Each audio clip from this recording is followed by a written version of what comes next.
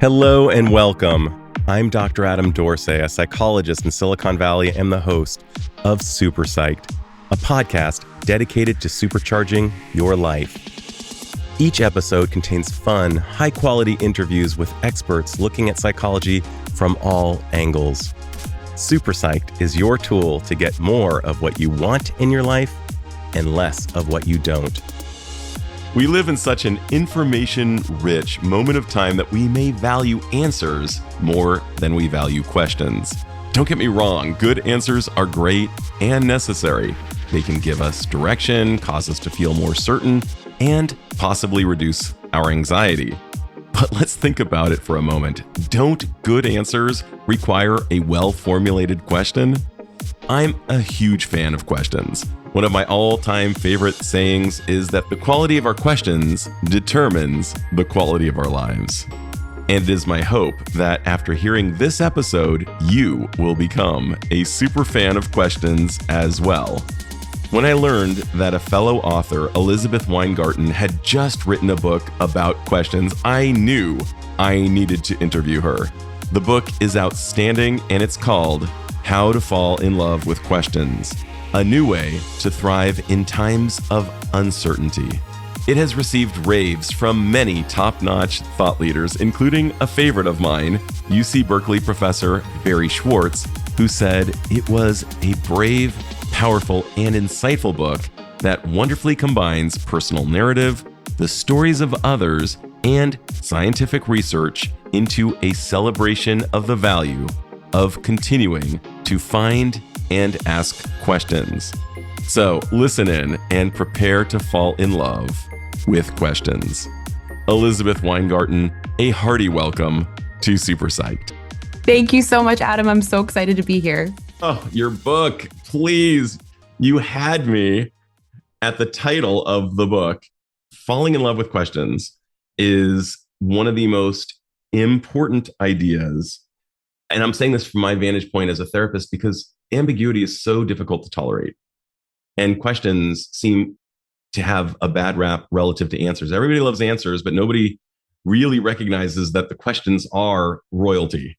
Answers change, questions remain the same over time. I'm just going to give an example to the listener. If I was to say to you, hey, Elizabeth, when you're 8 years old, what's important to you versus, hey, Elizabeth, now, what's important to you? Very different answers. So the obvious question is, why did you write the book? And I'm so glad you did, by the way, because I'm in love with it. Yeah, well, I'll tell you the longer story of why I wrote the book because we're here. And I assume you probably want to hear it. So my interest in questions actually emerged from what might be an unlikely source, which was horrible dating experiences. So I was in my mid-20s, was dating men in Washington, D.C., and I had this strange experience where date after date, these men would not ask me a single question. And I really started to wonder, was this a me thing or was it a DC thing or was it a gender thing? And I ended up doing a lot of research on this because my background is in journalism and applied behavioral science. So I got curious and I discovered that, yes, question asking, especially in romantic contexts, can be influenced by gender.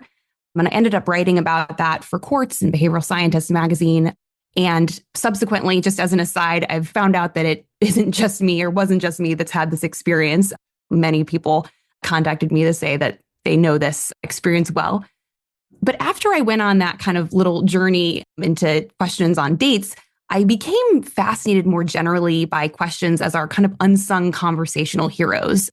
And as you suggested, being able to ask great questions is really kind of a superpower, but one that's often undervalued, especially when compared to a capacity to really kind of spew confident sounding answers. So questions really became this kind of intellectual and professional topic of interest for me, but it wasn't until my own life really kind of started falling apart that they transformed into something very different.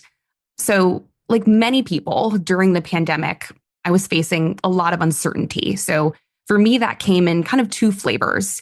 First, I'd recently gotten married and my relationship was really struggling, to say the least. I was asking, did I marry the right person? Should I get a divorce? I'd also recently decided to leave a job that wasn't the right fit for me to pursue a creative project that didn't end up panning out. So I was wondering, what am I supposed to be doing with my life? What's my purpose? And Adam, I will be honest with you, somebody who was as question obsessed as me, I hated those questions. They felt like they were my tormentors, right? They were just kind of jabbing me every day, giving me this sense of being in a state of threat. All I wanted were answers. And this was when I fortuitously came across this passage from the Austrian poet Rainer Maria Rilke. And this passage came from his book, Letters to a Young Poet. You can talk more about that at a certain point too. That's a big part of the book. But the advice that he gives in Letters to a Young Poet, it's a book of correspondence between Rilke and this young aspiring poet, Franz Capus, who was 19 years old at the time. Like many 19-year-olds, Capus had lots of questions about how to live his life. And Rilke very famously responds to this letter from Capus that instead of giving him answers, he should learn to love the questions themselves as if they were locked rooms or books written in a very foreign tongue. And I was so kind of taken by this passage, and in part because I had never felt further from loving the questions myself. And again, this seemed very ironic for somebody who revered them professionally. So even as this passage really challenged me, it also really drew me in. It was this beautiful idea, and it made me wonder if it would be possible to achieve this state, especially with the questions in our lives, in my life, that were really painful, right? Kind of seemingly impossible to love. So that was really what interested me and what set me off on this journey to answer this question through my book. So it's really funny. It was Rilke who actually partially brought us together. Just for the dear listener, Elizabeth and I were in a meeting with a bunch of authors, and you told the group about your book and Rilke and how relevant Rilke is today, nearly 100 years after his death. And I don't know who asked whom to be on this podcast, but who knows? All I can say is I definitely wanted you on.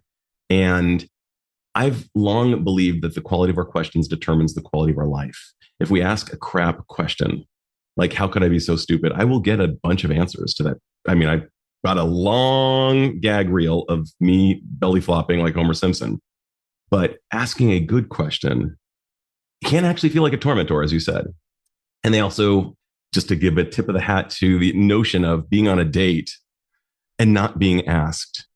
If I was a dating coach, I would definitely teach the daters, please ask good questions, not just so that you get to know the other person, but so the other person feels known. So I love that that was the directive from your tormentors and these bad date experiences was to write a book about it. And it's my hope that this becomes part of the curriculum, but that's a whole other thing.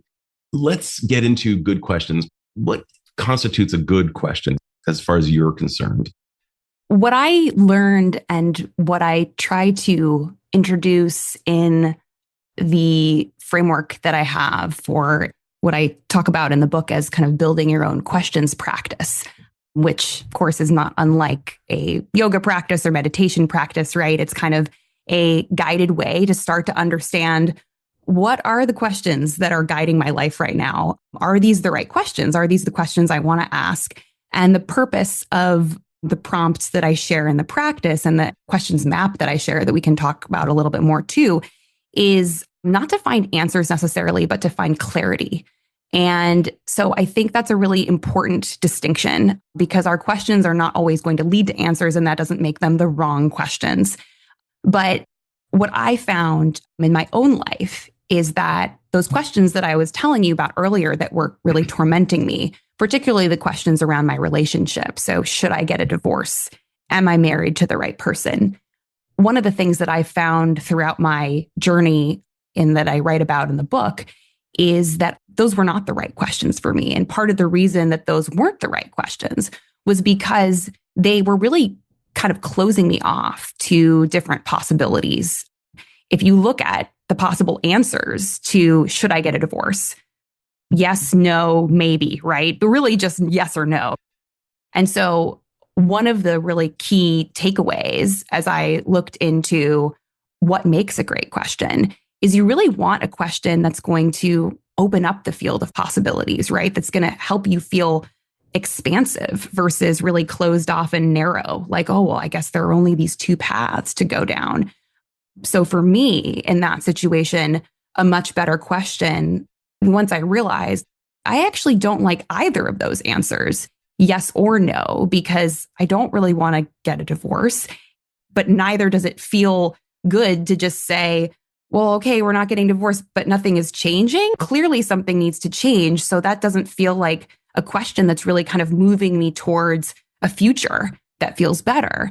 And so for me, a better question was, how could we continue in this relationship? What does it look like for us to be together long term, and what would have to change?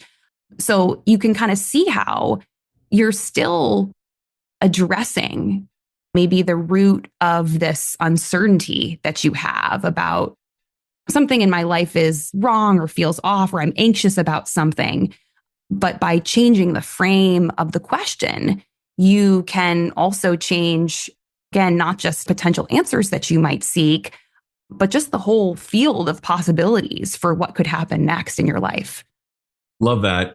And I think that one of the biggest nuggets of all the gold you just shared is clarity versus an answer. And the term that my wife and I kept on using when we were describing like how we knew it was right was we got clear. And clarity is a big deal. Asking questions that reveal clarity. I also hear it almost the way AJ Jacobs describes doing a puzzle. Like, being willing to sit after the question and muse, knowing that we don't yet have clarity or the answer. There is an algorithm, and I'm going to show it to you, but I'll describe it to the listener. It was created by a Japanese puzzler of a question mark, a right-facing arrow, and an exclamation point. And the question is, mark is a question that you ask, and the arrow, the right-facing arrow, is the processing time. And eventually there's kind of an aha and a clarity. Many of us in this fast society where even FedEx feels slow, we can text somebody and get an answer. And the waiting, the ambiguity, the tolerating this ambiguity is so anxiety provoking.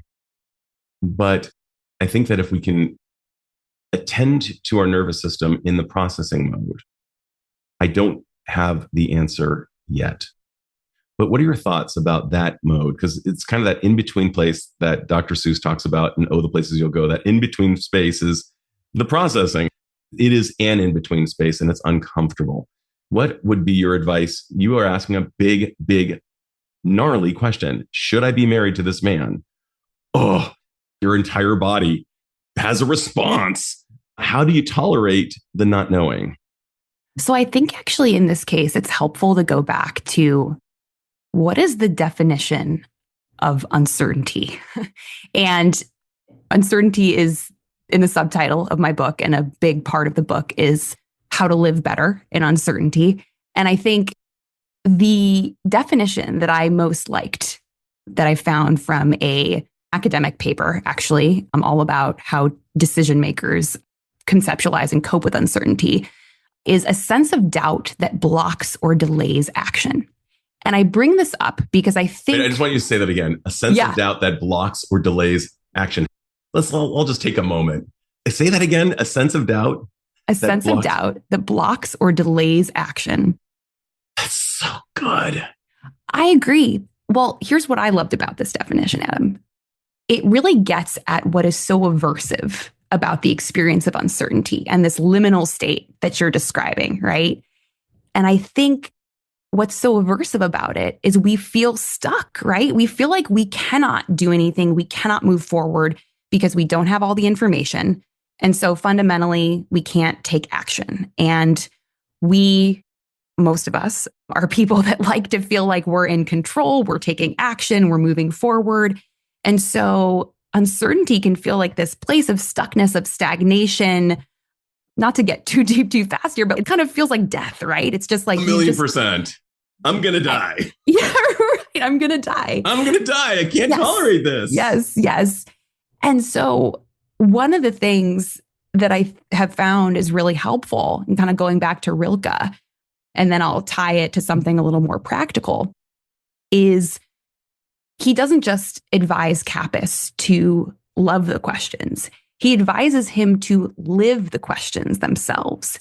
And to me, this was such an important, again, mindset shift, because it imbues this time of uncertainty with a sense of momentum and vitality, and this idea that you're not sitting still. You don't necessarily have to feel passive in this moment, but you're living this, you're active. And so the question that I was asking was, well, how can you do that when you don't know all the answers, when you don't know what step to take next? And so going back to the questions practice and kind of some of the steps that folks can find in the book, one of the things that I encourage is, once you have some awareness around what are the questions that I'm asking, what are the questions that are maybe kind of really alive for me right now or hard, or what's the uncertainty that I'm grappling with, at that point, you can ask yourself some questions about, like, well, what do I actually already know?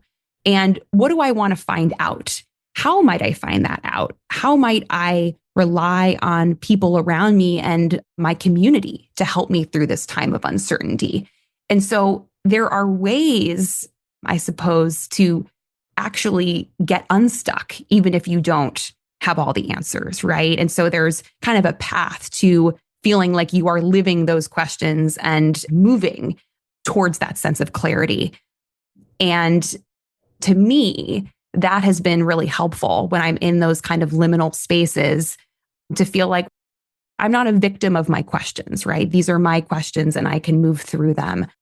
There's so many questions we can ask, like, why is my clock not working? Oh, I just need to replace the battery. That's a fairly simple, cut and dried answer. Yeah. And we wish everything was that simple on some level. But I'm going to actually even posit, and I don't posit very often, but I'm going to posit that we love the musing on some level, even though we hate it. It's a love-hate relationship. And I think it causes us to grow. I'm thinking about the multi-dimensions of just going back to the dating piece, the not being curious about the person across the table. It has so many problems. It's so incredibly problematic. We want to seem interesting, and we value that more than being interested. And I would say these have to be bedmates, interesting and interested. We want both. I'm not saying don't be interesting, but I'm saying definitely ask yourself, am I being interested enough, whether you're at a social occasion? But there's another problem. And it's the guy who shows up in my office 20 years later saying, I didn't ask the right questions and I found out more about my spouse after marriage. And there were a lot of deal breakers and I just didn't properly assess. I was in love with her. The sex was so great, whatever it was. And that overruled the questions. And it goes for all genders. This is not just a male thing. And then I'm thinking about Rilke, and here he is 99 years after his death, showing up in various places. Can you just share with the listener some of the places where Rilke's work is showing up? Because it's showing up and still communicating from beyond the grave to cause you to write a book, and for many other thinkers. Oh, yeah, absolutely. And I'll kind of touch on one thing that you were talking about here, which is getting rooted also in what questions we're talking about. Because as you mentioned, there are all sorts of questions that maybe we enjoy. There's uncertainty that's fun and exciting. The questions that I write about in the book are kind of the big life questions. And so the questions that do not have fast, easy answers. So those are the questions about relationships, purpose, meaning, how to live a life that you feel proud of, right? And how to think about your identity and how it shifts throughout your life. So these big questions like, who am I? Am I in the right relationship? What do I want to do? Who do I want to be? And so these are the questions that can be kind of fun sometimes to think of, but can be really difficult. And one of the things that Rilke tells us is that we need to stay with what's difficult. And also he shares that love is one of the most difficult things, one of the most kind of difficult tasks that we undertake as humans. But for that reason, it is the most important task. And I mention this because it's the reason why love the questions to me felt much more realistic and attainable than some of the other self-help advice that is out there when it comes to how to deal with uncertainty. And the advice that I'm referring to is when people talk about embracing uncertainty. And to me, that always felt like just kind of an empty platitude, right? Because can you really tell somebody who is maybe waiting on the results of genetic testing for their child, or somebody who's waiting to find out about a cancer diagnosis? There are all sorts of big questions. And to just tell somebody, hey, just embrace uncertainty, right, feels extremely tone deaf and unhelpful. And so to me, this idea of love the questions is so meaningful when you think about how Rilke understood love. And again, as one of the most difficult and rewarding things that we do in our life. And so to me, it's so connected to this question of how do we relate differently and better to uncertainty? Because if we think about uncertainty and questions as parts of ourselves that we're meant to love, well, sometimes love is hard, right? Often love is hard. It's one of the most challenging and rewarding parts of life. And so it's okay that it's hard. That's part of it. It doesn't always have to be unicorns and rainbows. Rilke also says, and I could talk about Rilke all day, but Rilke also talks about the importance of when you are in a committed relationship, the two people really kind of protecting and saluting the solitude of the other person. And the idea that you are kind of two wholes meeting each other versus the idea that famously Tom Cruise and Jerry Maguire, you complete me, right? It's not that at all, according to Rilke. It's we're two whole people and we're protecting our wholeness. And that's what it means to be in this deep and committed relationship. And so I love that. And I think it also just speaks to how to think about our relationship to uncertainty differently. And recognizing the sovereignty in another person is so crucial. Yes. We often think of them as extensions of ourselves. And that is where that type of narcissism, the lack of intersubjectivity, to use a big word, folks. Intersubjectivity means there are at least two subjective realities going on between two people. There's another joke that I can say, and that is because I'm Jewish, so I can say it, but 2 Jews, 3 opinions. But my wife, as close as we are, she is not a carbon copy of me, not by a long shot. If I want to watch the Golden State Warriors, she's not my first call. But I do have other people for that. And I respect her sovereignty. One of the things that I think Rilke would agree with is a modern couple therapist by the name of Dr. Stan Tatkin, a multiple visitor on my podcast. He depicts the love relationship as being akin to a buddy cop film. Like each of you have each other's backs as we go through life. And we are individuals. And maybe one of the cops in this scenario has these strengths and the other one has those strengths. And we recognize who's handling what and divide and conquer. But there's so much richness that comes from a thoughtful poet who has died 99 years ago. And you were mentioning that he shows up in various writers' rooms, and it just gives me so much joy. Well, just to pick up off of that point, one of the stories that I loved hearing about and telling in the book was that of educator and activist Parker Palmer. And I actually went to visit him and his wife, and he, along with Rilke, really helped me understand this idea that not only do you not kind of complete the other person, but when you think about this other person as having I'm this way and my partner is that way, and I can just rely on them to be like that and fill in these gaps, well, you're actually preventing both of you from growing, right? And so I realized in my own relationship, because this is something that Parker talked about with his wife, Parker and I were similar in this way, actually, that we both have a tendency to kind of go too fast and to want to run around all the time. And we miss out on the experience of kind of slowness and stability and putting down roots. And so what Parker learned from his partner and what I've learned from mine is, who has that quality of kind of slowness, more slowness and stability, is we can't rely on our partners to ground us or to give that to us. We have to also cultivate that in ourselves, because if we're only relying on them, then all of a sudden, A, we're not growing. And B, if they change, well, then that's going to feel really threatening to us too. And we're not going to want them to change. And so it's a really important relationship lesson. And especially when you start to think about that person as an answer, right, to your question. And people cannot be our answer, but they can kind of hold up a mirror to ourselves and help us understand what questions we might need to ask ourselves. What a service Rilke provides. And I agree with you. The "you complete me," it's a very sexy and very seductive idea. God, I want somebody to complete me. I think more accurately, it would be "you strengthen we." You strengthen we. Now, that's not sexy and it's not going to catch and it will not become a bumper sticker or a t-shirt, but, and it will probably not even be used in any toasts because it'll sound a little too heady and a little bit off. But I think it's more accurate. I look at my wife and I think, yes, she strengthens the we. And I think that's what we're looking for. I just really want to just drill down on this so that the listener can ask good questions to themselves and to others.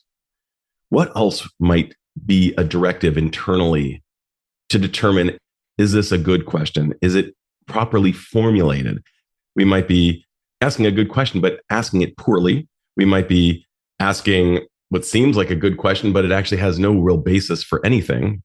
I'm remembering this great quote from a movie. I'm sorry, I'm going off the rails here, but Finding Forrester, starring Sean Connery. Sean Connery was this wise old man and he was mentoring a young boy. And the boy said to him, "I have a stupid question."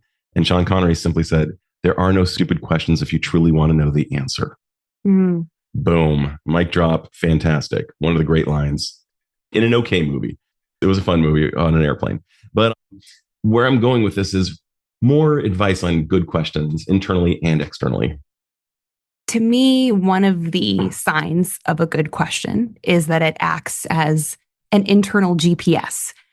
And something that I learned throughout my work is that folks that have really thriving questions practices are using questions to help them really develop a greater sense of integrity.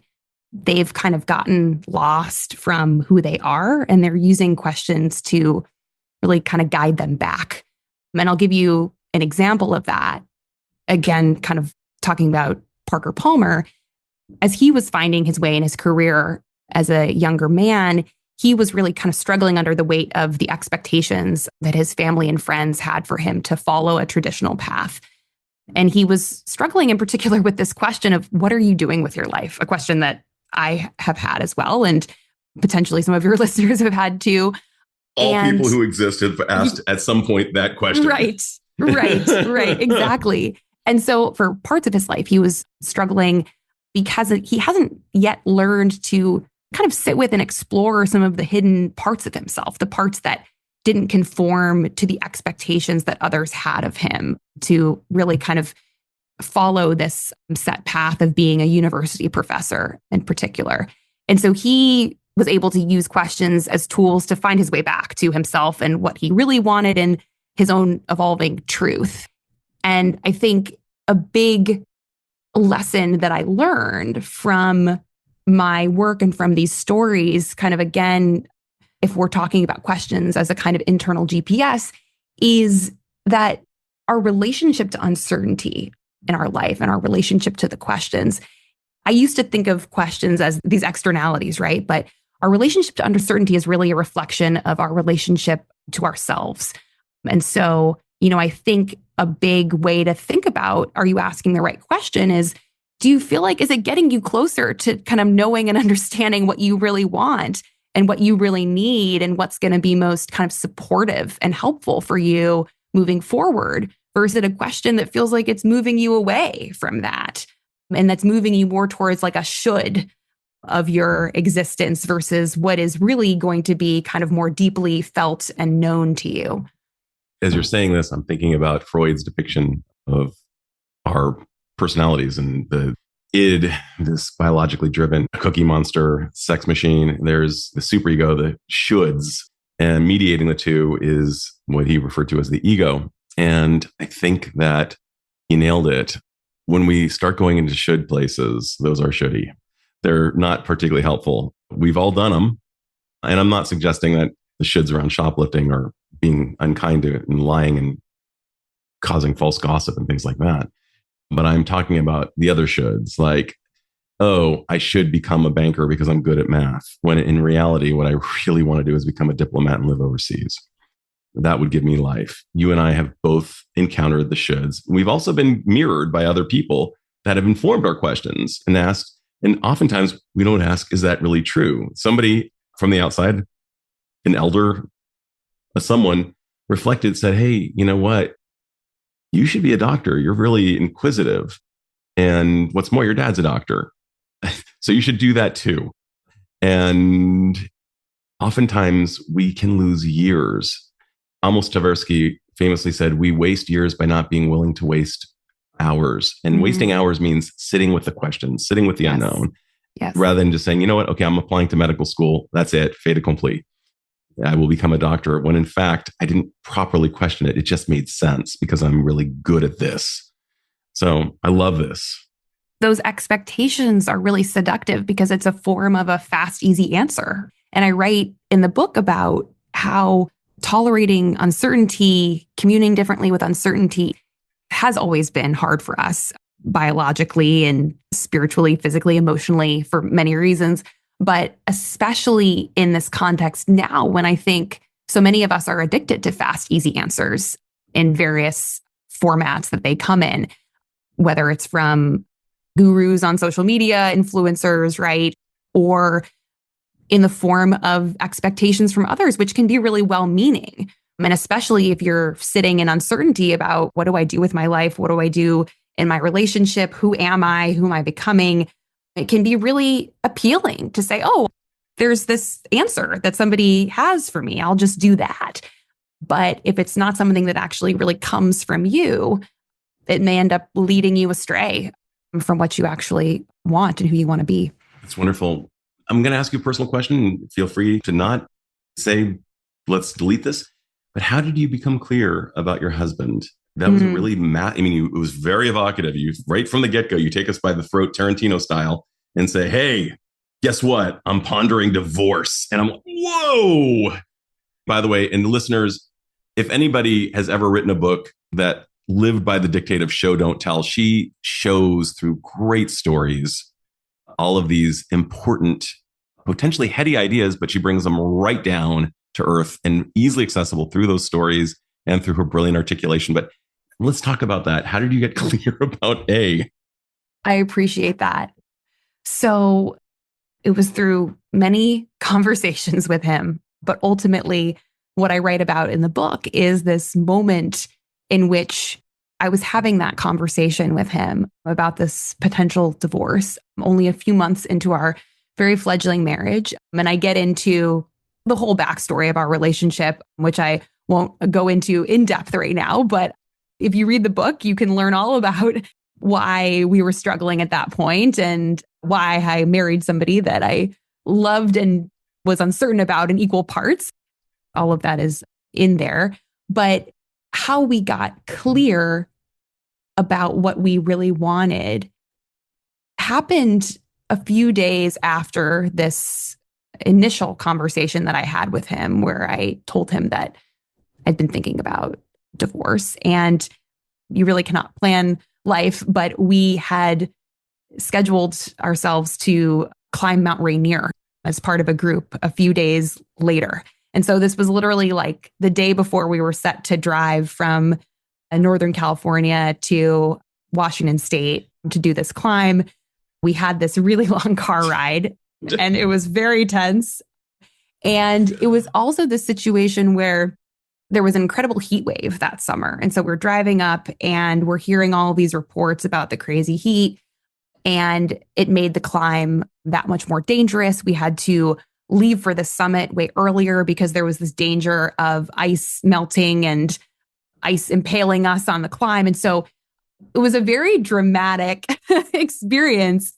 But ultimately, and for anybody that's ever done kind of a serious physical endeavor with their significant other, one that has life or death stakes, it can also be immensely clarifying, right? So we had this moment on the mountain where, frankly, It was way harder than I thought it was going to be, even after all of the training. I wanted to turn back. And we were still in the middle of these really kind of contentious conversations about whether or not we should stay together. And in that moment, he approached me and was basically like, we've got this. We're going to be okay. And it was this moment where kind of he once again showed me the type of partner who he was, that he could deal with this uncertainty, that at the end of it all, he loved me, I loved him. And this was when I had this realization that I didn't like either answer to this question of should we get a divorce. I didn't want to divorce him. Neither did I want to do nothing. And so that was when it really opened up into this different question of, okay, well, then how do we do this? What does it look like? What needs to change?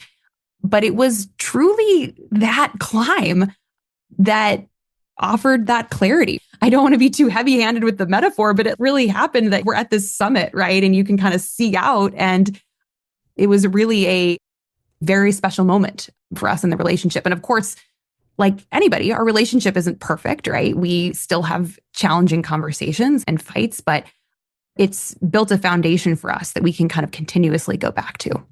I can't help but think about Stan Tatkin and the idea that the two of you, I'm actually going to lean into you strengthen we, the two of you were stronger together than either of you alone. And it was not a question of addition as the function in the math of your love. It was multiplication. It was like the two of you facing a massive hurdle, the ambiguity of the marriage itself, the climb, which was happening under perilous circumstances, like getting impaled by ice. I think that's kind of, it's all fun and games until somebody gets impaled with ice. Like this is not okay.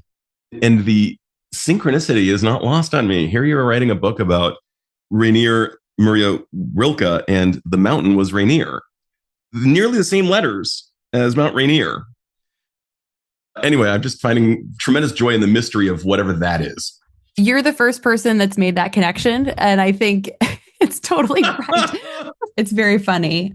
Getting the spelling right of both Rainier and Rainier was a challenge for all of the fact checking that went on.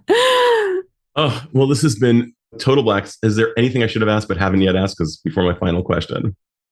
You know what? No, this has been such a fun conversation. Awesome. Here goes, Elizabeth. If you had the power to confer upon all humanity one insider skill that would dramatically improve the life of the individual, and since we are connected to others, how this insider skill might impact the people around that individual, what would that insider skill be? And how do you imagine it would impact the individual and perhaps society at large? I'm going to tell you kind of a real answer, and then I'm going to tell you my cheat answer because I have both. So the real answer is, and this is something I write about a lot in the book, is patience. And that might sound tremendously unsexy, but I write a lot about the research on cultivating patience and the connection between scientific kind of cultivation of patience and our ability to exist and thrive in uncertainty. And one of the things that patience researcher Sarah Schnicker told me about was that patience really has been key to helping her in her personal relationships as well. Because if you kind of think about our relationships as inherently uncertain too, right? People that we love are changing every day. Patience, she said, has really helped her to let her young daughter kind of change and become who she's going to become instead of rushing her to do what she wants to do in any given moment. And so she really talked about that as key to strengthening those connections that matter to her in her life. And then my kind of cheat answer is I think the world would be so much better if we were all great dancers. I think if we could all just dance. I personally would love to be a great dancer. And I just feel like there's something about dance that is so fun and joyful and brings people together. And so I think that if everybody could be great at dancing, that could. Okay, so I love both of the answers way too much. And yet another synchronicity. There's been a lot of them with you and me, including just the genesis of our meeting. And when you threw out Rilke, and I was like, I must interview her. This is so cool. Folks, if you just Google Rilke quotes, you'll never want to stop reading them. They're so good. Anyway, dance is something I struggle with. I'm a very heady person. I can do improv all day. Yeah. One of my dictates for 2025 was to try to become an embodied individual. Yes. James Joyce talks about Mr. Duffy who lives a short distance from his body. That is me. I have so much trouble dancing. I'm so self-conscious. So I'm listening, Elizabeth.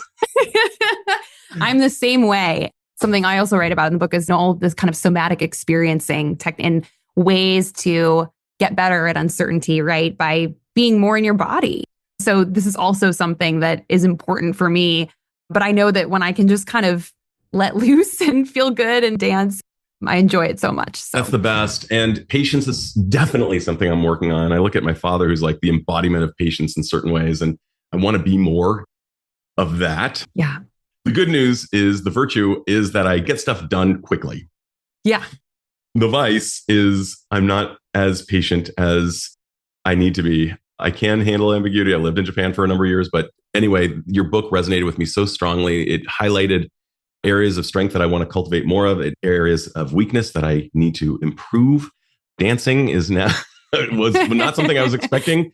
Don't write about it all in the book, but I just was thinking about it. And yeah, so. It's such a great metaphor. Actually, that's not true. I do write about dance in the book.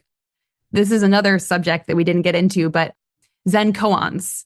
And I won't talk about that right now, but my koan was Make the Mountains Dance. And so there is a little bit about that. So, and, I'm just thinking about events where I've attended where people are dancing and there is a component of energy and life that is exhibited only through dance. Yes. And you don't see it anywhere else just about.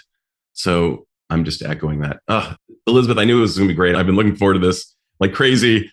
And thank you for sharing your wisdom with my listeners. And I hope that they're able to take the ball and run really far with questions throughout their lives that will cause them to feel far more clarity and alive. Thank you. Thank you so much for having me, Adam. This was such a fun conversation. This is Dr. Adam Dorsay thanking you for listening to SuperPsyched. If you know anyone who might like it or who might benefit from listening, share it. And if you like the episode, please hit subscribe.